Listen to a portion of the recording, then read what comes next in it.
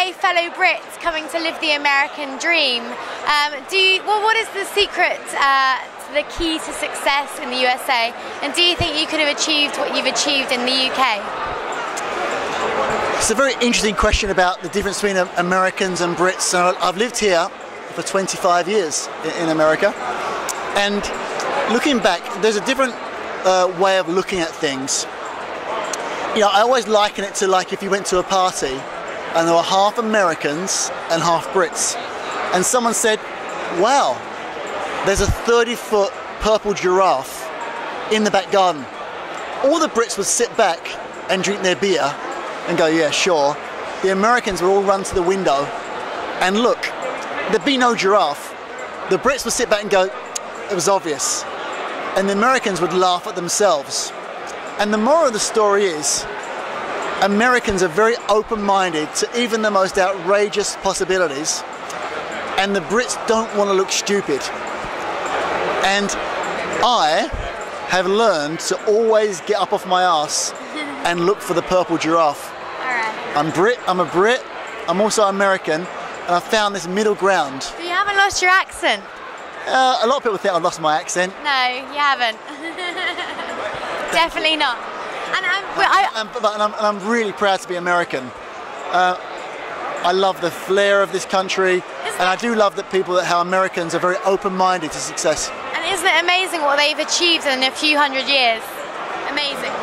Yeah, it's a great place to live, great place to make television, and I'm also really, really proud. I mean, I grew up in Dagenham, which is now famous because of the Made in Dagenham movie. I used to just say I'm from London, but now I can actually say I'm from Dagenham. Be proud. Well, I grew up on a farm in Devon milking cows, so I hear ya. And just one other question, my blog is about technology and social media. Do you think having a Twitter and Facebook stream besides the online channel is enough? That's what networks are doing, but is it enough?